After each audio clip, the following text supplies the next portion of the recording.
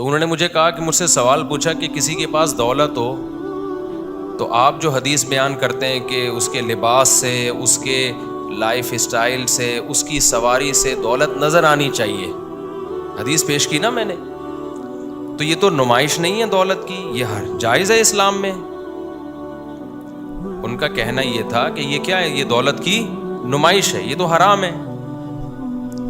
میں نے کہا میرے بھائی، نمائش میں اور آسائش میں فرق ہے۔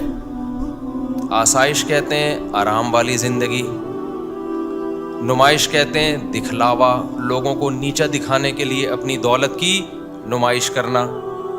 دونوں میں کیا ہے؟ فرق ہے۔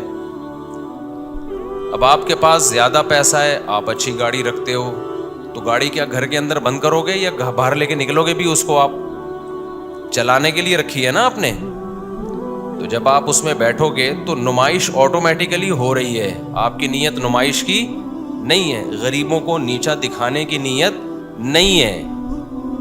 لیکن اگر اس کو لے کے ہی نہیں نکلتے گھر سے باہر کہ نمائش ہو جائے گی، تو پھر لی کیوں ہے؟ وہ میرے سے چپک گئے، کہنے لگے یہ تو نمائش ہے، یہ تو غلط ہے، یہ تو نمائش ہے دولت کی، گاڑی لے کے گھوم رہے ہیں۔ میں نے کہا وہ گاڑی خریدے گا کیوں اگر لے کے گھومنا نہیں ہے اس نے؟ تو پھر تو ہم خریدنے پر ہی پابندی لگاتے ہیں۔ جب خریدنے پہ پابندی لگائیں گے تو پھر وہ حدیث کا کیا مطلب ہے کہ اللہ نے جب کسی کو دولت دی ہو تو ہونا یہ چاہیے کہ اس دولت کا اثر اس پہ جھلکنا چاہیے۔ اس کے پاس پیسے لینڈ کروزر کے ہیں اور وہ رکشا خرید کے چلا رہا ہے، تو یہ تو بخل ہے، یہ کیا ہے؟ کنجوسی۔ بلکہ آپ کو پتہ ہے بخل سے بھی اوپر کی ایک چیز ہے شح، جسے کہا جاتا ہے عربی میں شح، شین ہا، حلوے والی ہا،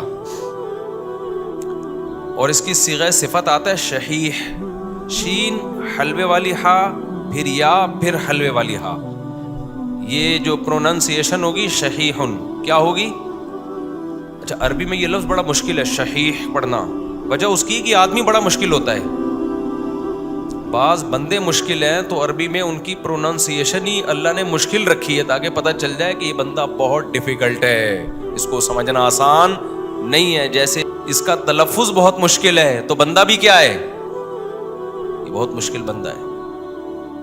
تو شحیح کسے کہتے ہیں؟ اب دیکھو ایک لفظ ہے بخیل، بخیل بڑا آسان لفظ ہے، منہ سے آرام سے نکل جائے گا۔ بخیل کسے کہتے ہیں بھائی؟ بخیل بولو نا، کنجوس کو،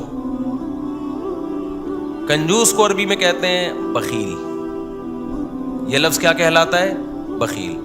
کنجوس سمجھنا بہت آسان ہوتا ہے، زیادہ ڈیفیکلٹ کیس نہیں ہوتا۔ لیکن شحیح جو ہے نا، شحیح حلوے والی ہا، اگر یہ حلوے والی نہ ہوتی، جو دو چشمی ہا ہوتی تو پھر آسان تھا اس کا، ہم بولتے تھے شحیح۔ یہ اس لیے ہے کہ بخیل کہتے ہیں جو دوسروں پہ خرچ کرنے میں کنجوسی سے کام لے۔ چائے پلاتے ہوئے جان نکلتی ہے لوگوں کو، مہمان کو کھانے کا پوچھتے ہوئے موت آتی ہے، بیوی بچوں پہ خرچ کرتے ہوئے موت آتی ہے، اور شحیح کہتے ہیں کمبخت اپنے اوپر خرچ کرتے ہوئے موت آتی ہے اس کمبخت کو۔ یہ ہے کنجوسی کا اعلی مقام کہ پیسہ رکھا ہوا ہے اور اس کو بیچ میں گالی حذف کر دی میں نے جمعے کی وجہ سے اور مسجد کی وجہ سے، اور بے شمار دولت رکھی ہوئی ہے اور اس فل ان دا بلینکس نے اپنے اوپر بھی خرچ نہیں کر رہا۔ میں سمجھا پا رہا ہوں اپنی بات؟ تو عربی میں اس کو کیا کہتے ہیں؟ شحیح۔ قرآن کہتا ہے وَمَن يُوقَ شُحَّ نَفْسِهِ فَأُولَٰئِكَ هُمُ الْمُفْلِحُونَ، جس کو اپنی ذات کے بخل سے ہم نے بچا لیا، یہ لوگ کامیاب ہیں۔ تو بخل کسی بھی صورت میں ہو، کنجوسی کسی بھی کنڈیشن میں ہو، اللہ کو بالکل بھی پسند نہیں ہے۔ اللہ کو وہ لوگ پسند ہیں جو خرچ کرتے ہیں دوسروں پہ بھی اور اپنے اوپر بھی۔ ایسے لوگ اللہ کو کیا ہیں؟ پسند ہیں۔ یہاں ایک اشکال کا جواب دے کے، جو میں 20 دفعہ دے چکا ہوں لیکن نئے نئے لوگ بھی آ جاتے ہیں، ان کو اشکال کا جواب دے کے پھر میں اس کو اور تھوڑا سا ایکسپلین کرتا ہوں۔ میں نے بیان لے کے شروع کیا تھا نا کہ دینداری کا ہمارے ہاں معیار ہی غلط بنایا ہوا ہے لوگوں نے۔ جو اسلام نے جس کو دینداری کہا ہے لوگ اس کو دینداری نہیں سمجھ رہے ہیں. جس کو اسلام نے دین سے کوئی تعلق نہیں ہے ان چیزوں کو لوگ کیا سمجھ رہے ہیں؟ دینداری. اور اس پہ پرکھ رہے ہوتے ہیں، علماء کو بھی، عوام کو بھی، لیڈروں کو بھی، ہر ایک کو اس پہ پرکھ رہے ہوتے ہیں. یہاں میں ایک اشکال کا جواب دیتا ہوں کہ پھر نبی صلی اللہ علیہ وسلم پیون زدہ کپڑے کیوں پہنتے تھے؟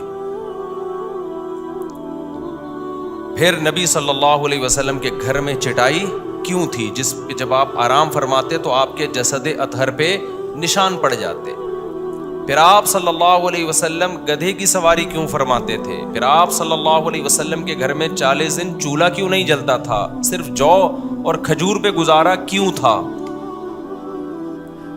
بھائی ایک طرف ہم کہہ رہے ہیں اپنے اوپر خرچ نہ کرنا یہ اچھی صفت نہیں ہے بلکہ یہ بے انتہا بری صفت ہے.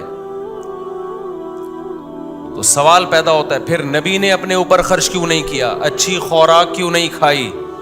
دیکھو اچھی سے دو طرح کی، ایک تو ہوتی ہے لذت والی خوراک، ایک ہے صحت کے لیے مفید.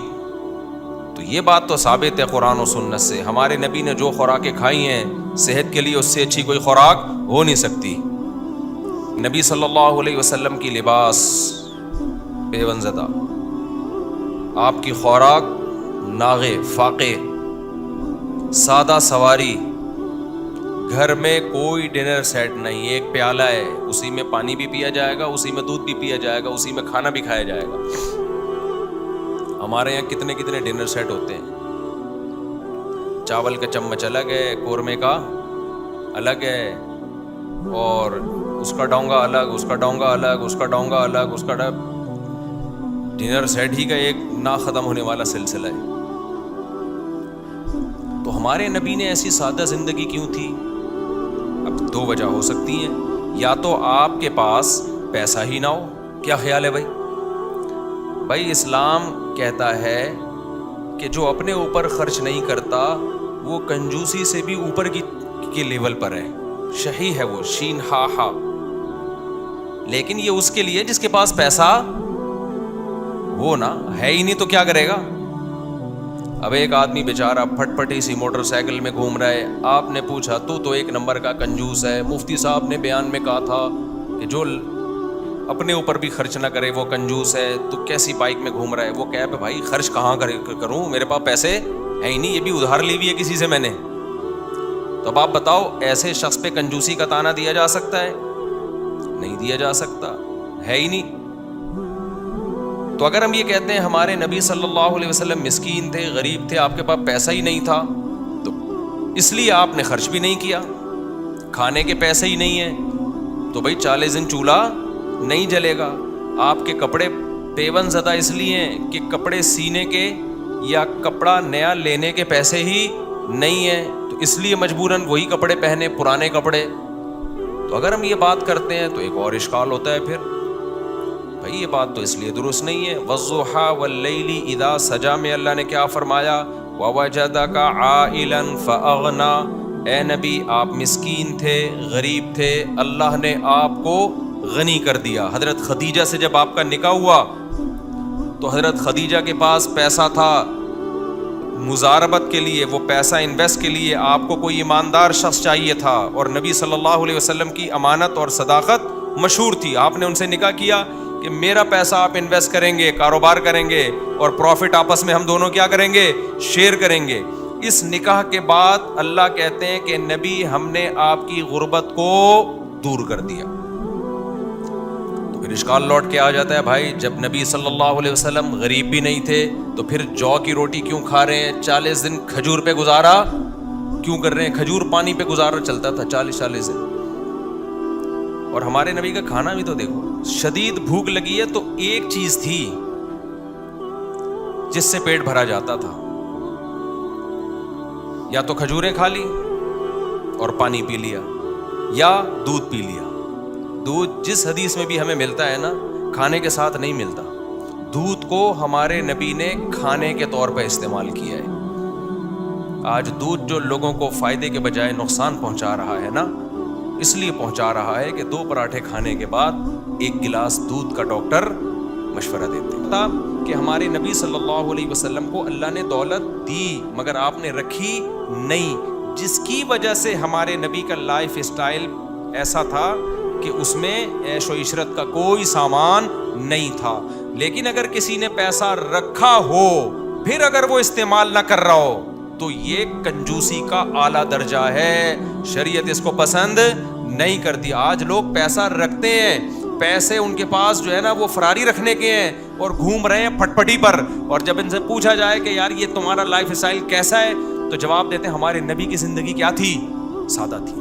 تو بھائی ہمارے نبی کے اکاؤنٹ میں پیسے نہیں ہوتے تھے, آپ کے تو اکاؤنٹ میں پیسے ہیں, آپ کے تو بحریہ ٹاؤن میں پلاٹ ہیں, پھر جو کی روٹی کھا رہے ہوتے ہیں.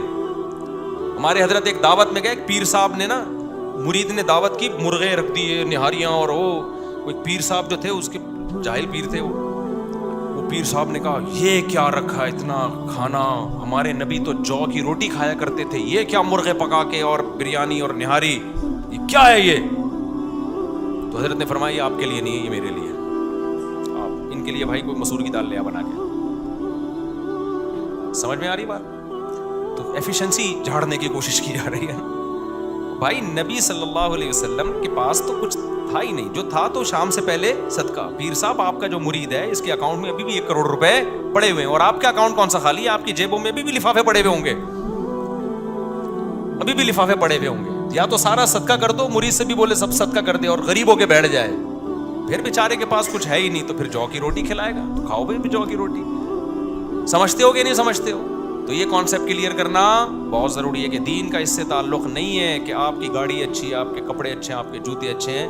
اگر آپ کے پاس پیسہ ہے تو پھر اگر آپ کی گاڑی اچھی نہیں ہے تو پھر آپ بے دین ہیں, کیونکہ آپ اپنے اوپر خرچ کرتے ہوئے موت آ رہی ہے, اور آج آ رہی ہوتی ہے.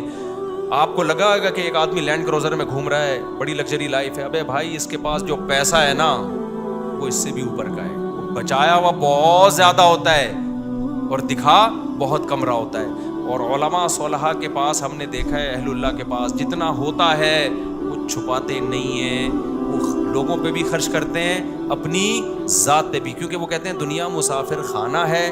نبی کا ارشاد ہے کہ تیرا پیسہ صرف وہ ہے جو کھا کے ختم کر دیا, پہن کے پرانا کر دیا, باقی تمہارا کچھ بھی نہیں ہے. بہت سی چیزیں پنجابی زبان نے حل کی ہماری, کھلا کھاؤ تے انجوائے کرو, ہاں اسراف نہ کرو, اپنی اوقات سے زیادہ خرچ نہ کرو.